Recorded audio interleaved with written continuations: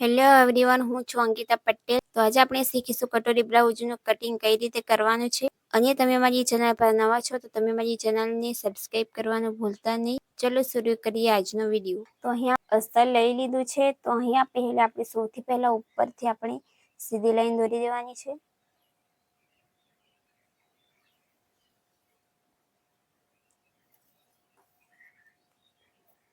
તો અહીંયા શોલ્ડર છે 14.5 ઇંચ, તો તેનું આપણે અહીંયા અડધું કરવાનું છે. તો આપણને અહીંયા મળશે 7.25 ઇંચ. તો આપણે અહીંયા માર્ક કરી દેવાનું છે.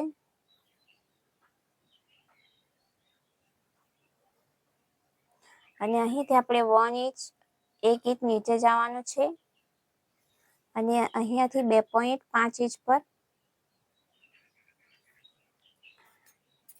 પછી અહીંયાથી ક્રોસ લાઈન દોરી દેવાની છે આવી રીતે.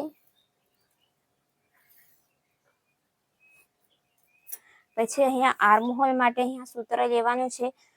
તો જે ડીપ ગળા રહેશે એના માટે સૂત્ર છે ચેસ્ટ ડિવાઈડ 6 પ્લસ તેમાં અડધું ઇંચ કરવાનું છે. તો અહીંયા મને મળશે 6.1 ઇંચ. તો અહીંયા માર્ક કરી દેવાનું છે. તો આપણી ચેસ્ટ લાઈન બની જશે.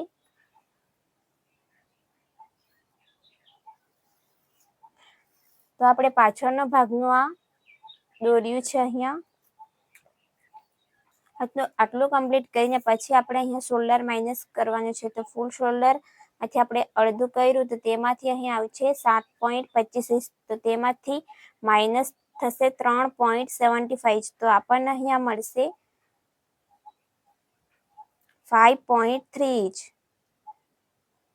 તો અહીંયા માર્ક કરી દેવાનું છે. અને ચેસ્ટ લાઈન પર બી આપણે એટલું જ માર્ક કરી દેવાનું છે. પછી અહીંયા આવી રીતે સીધી લાઈન દોરી દેવાની છે. પછી અહીંયા જેટલું પણ ગેપ રહેશે અહીંયા આટલું જ માર્ક કરવાનું છે. પછી અહીંયાથી સીધી લાઈન દોરી દેવાની છે. અને અહીંયાથી હાફ ઇંચ માઇનસ કરી દેવાનું છે.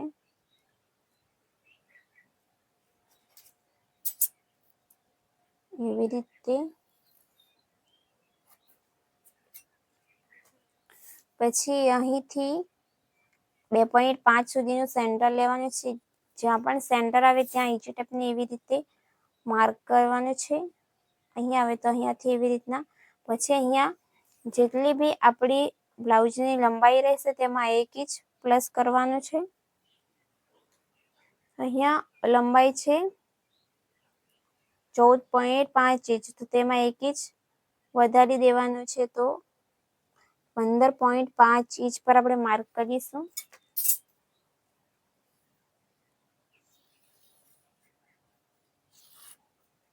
આવી રીતે. પછી આપણે અહીંયા જેટલી બી છાતી છે તેનો 4 વડે ભાગાકાર કરવાનો છે. તો આપણને અહીંયા મળશે 8.5 ઇંચ.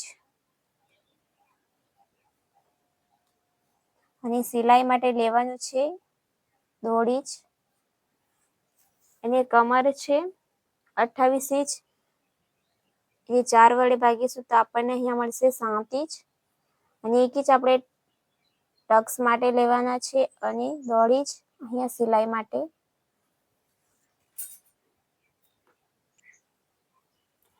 પછી આ વાળી લાઈન અહીંયા સુધી આવી રીતે સીધી લાઈન દોરી દેવાની છે.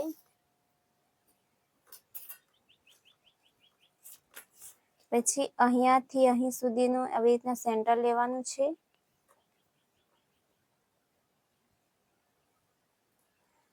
જ્યાં પણ સેન્ટર આવે ત્યાં 0.25 ઇંચ બહારની તરફ જવાનું છે. આવી રીતે.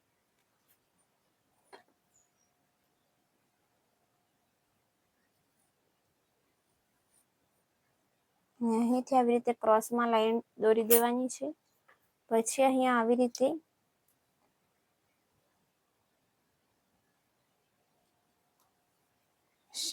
અહીંયા આર્મહોલનો એવી રીતના શેપ આપવાનો છે. પછી અહીંયા રેડી શોલ્ડર છે.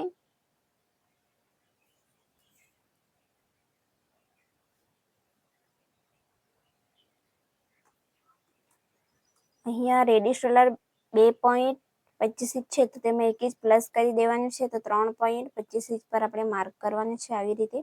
પછી અહીંયા પાછળનો જે બેલ્ટ છે તે 2 ઇંચનો છે, તો અહીંયા આપણે 1 ઇંચ પ્લસ કરી દેવાનો છે, તો 3 ઇંચ પર માર્ક કરવાનું છે.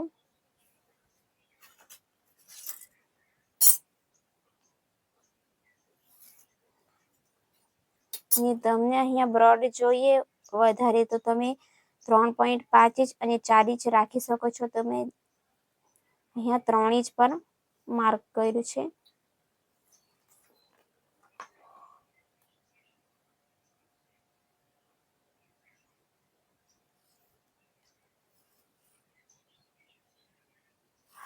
તો આવી લાઈન દોરી દેવાની છે. પછી એમાં આપણે ગોળ શેપ આપવાનો છે.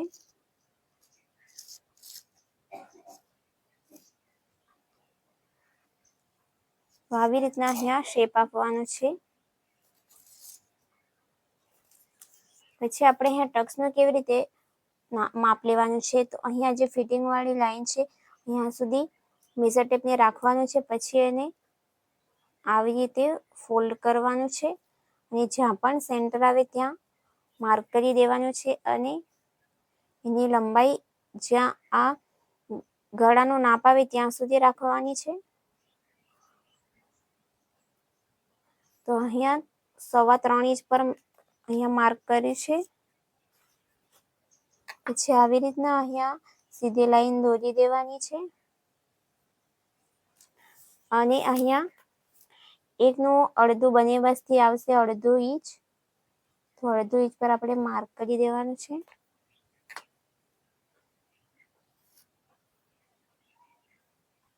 આવી રીતે. તો અહીંયા પાછળનો ભાગ કમ્પ્લીટ થઈ ગયો છે.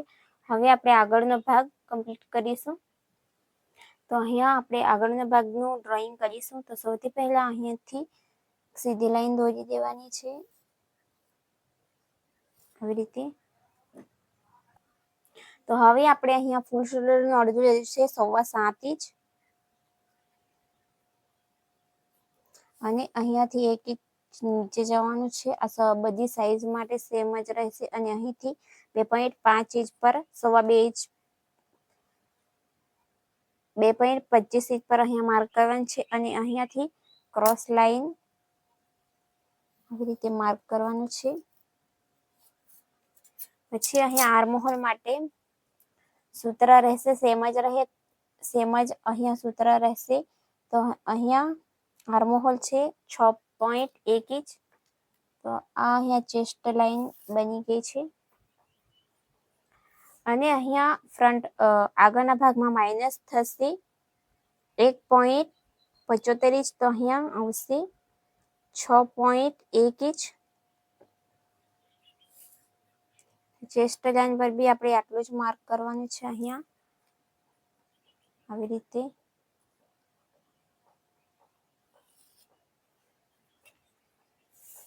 પછી અહીંયા જેટલો પણ ગેપ રહેશે એટલો અહીંયા માર્ક કરવાનો છે અને અહીંયાથી સીધી લાઈન દોરી દેવાની છે આવી રીતે. પછી અહીંયાથી 2.25 સુધીનું સેન્ટર લેવાનું છે અને અહીંથી જેટલી બી બ્લાઉઝની લંબાઈ રહેશે તેમાં આપણે 1 ઇંચ પ્લસ કરવાનું છે આવી રીતે અને અહીંથી સીધી લાઈન દોરી દેવાની છે. પછી આપણે અહીંયા બ્લાઉઝનું જેટલું પણ બ્લાઉઝ છે 34 ઇંચ, તો તેમાં આપણે 2 ઇંચ પ્લસ કરવાનું છે. તો 34 36 નો અહીંયા 2 ઇંચ પ્લસ કરવાનું છે. તો આપણને અહીંયા મળશે 9 ઇંચ મળશે.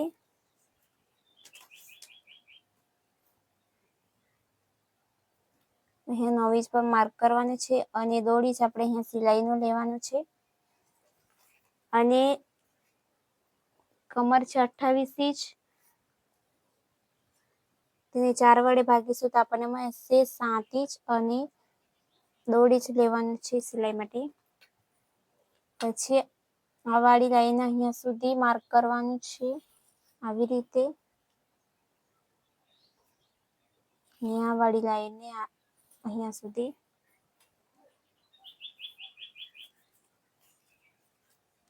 પછી અહીંયા મૂકી દેવાની છે મેઝર ટેપને આવી રીતે. પછી જે આગળનું ગળુની લંબાઈ છે તે છે 6 ઇંચ અને શોલ્ડર અને અપેક્ષ છે 9 ઇંચ. તો આપણે તેમાં 1/2 ઇંચ ઉમેરવાનું છે. અને અહીંયા જે બેલ્ટ રહેશે શોલ્ડર ટુ લોવર ચેસ્ટ તે છે અહીંયા 12.5 ઇંચ. તો અહીંયા આપણે પહેલા માર્ક કરી દઈશું બેલ્ટનું. આ બેલ્ટનું થઈ ગયું. અને આ છે શોલ્ડર ટુ અપેક્સ અને આ છે. તો અહીંયા ગળાનું છે તો સૌથી પહેલા આપણે અહીંયા માર્ક કરવાનું છે રેડી શોલ્ડર 2.2 ઇંચ છે તો આપણે 1 ઇંચ પ્લસ કરવાનું છે તો 3.25 ઇંચ પર માર્ક કરવાનું છે. તો અહીંયા ગેપ રહેશે 3.25 ઇંચ. તો આપણે અહીંયા પણ આટલું જ માર્ક કરવાનું છે 3.25 ઇંચ પર આવી રીતે.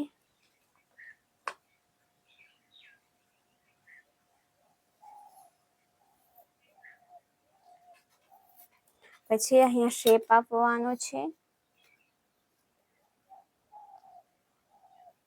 આવી રીતે. પછી અહીંથી અહીંયા સુધીનું સેન્ટર લેવાનું છે. સેન્ટર જ્યાં આવે ત્યાં માર્ક કરવાનું છે આવી રીતે. અને અંદરની તરફ આવવાનું છે 0.25 ઇંચ. અને અહીંયાથી ક્રોસમાં લાઈન દોરી દેવાનું છે આવી રીતે. અને અહીંથી 1/2 ઇંચ પર માર્ક કરવાનું છે. પછી અહીંયા શેપ આપવાનો છે. તો આવી રીતના ફ્રેન્ચ કરવાને સેટ કરવાનો છે. પછી અહીંયા શેપ આપવાનો છે. પછી અહીંયા અપેક્ષ ટુ અપેક્ષ છે 3.25 ઇંચ. તો આપણે અહીંયા 3.25 ઇંચ અહીંયા આવશે. અને અહીંયા કટોરી છે 5 ઇંચ. 5 ઇંચ પર અહીંયા માર્ક કરવાનું છે. અને અહીંયાથી આવશે 2.5 ઇંચ. તો આપણે અહીંયા માર્ક કરવાનું છે. પછી આ વાળી લાઈનને સીધી લાઈન દોરી દેવાની છે આવી રીતે. અને ગળા તરફથી આવશે 1 ઇંચ. 1 ઇંચ રાખવું કમ્પલસરી છે. તો અહીંથી આવશે 1 ઇંચ. તો આપણે અહીંયા માર્ક કરી દેવાનું છે 1 ઇંચને આવી રીતે. પછી અહીંયા આપણે કટોરીનો શેપ આવી રીતે આપી દેવાનો છે આવી રીતે. જે આ વાળી લાઈનની નીચે સુધી આવી રીતના માર્ક કરી દેવાનું છે.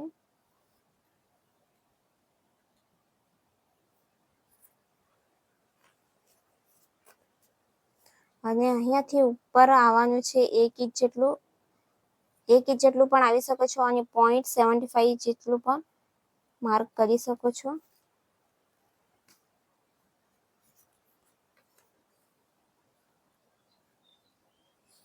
આવી રીતે.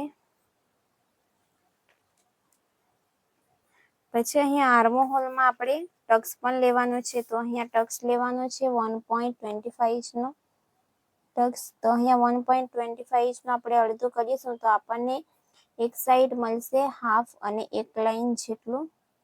તો અહીંયા માર્ક કરી દેવાનું છે 1/2 અને 1 લાઈન જેટલું.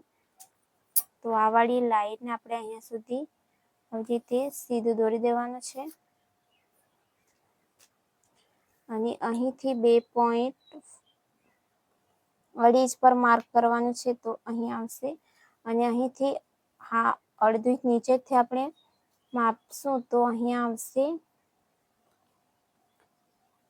1/2 અને 1 લાઈન અહીંયા આવશે.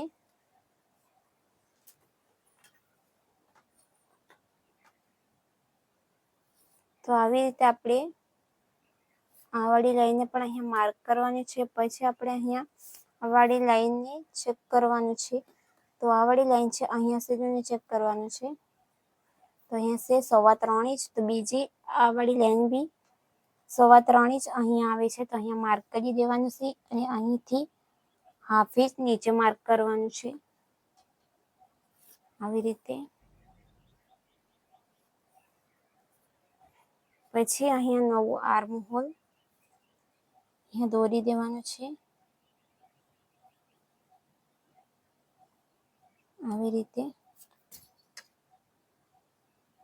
અહીંયા નવું આર્મ હોલ બનાવી દેવાનું છે.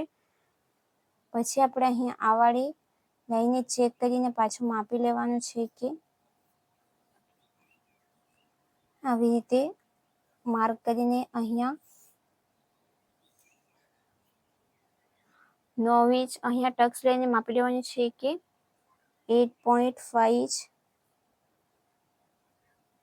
તો અહીંયા આવશે આવી રીતે છે અને 1.5 ઇંચ અહીંયા આવશે. તો આવી રીતના નાપ લઈ લેવાનું છે. તો આપણે જે આગળનો આર્મ હોલ છે એ ટૂંકો નહીં પડે. પછી આ વાળી લાઈનને આવી રીતના માર્ક કરી દેવાનું. તો અહીંયા આપણો આ આગળનો ભાગ કમ્પ્લીટ થઈ ગયો છે. તો ફ્રેન્ડ્સ, તમને આ વિડીયોમાં સમજ નહીં પડી તો તમે મને કોમેન્ટ કરીને પૂછી શકો છો.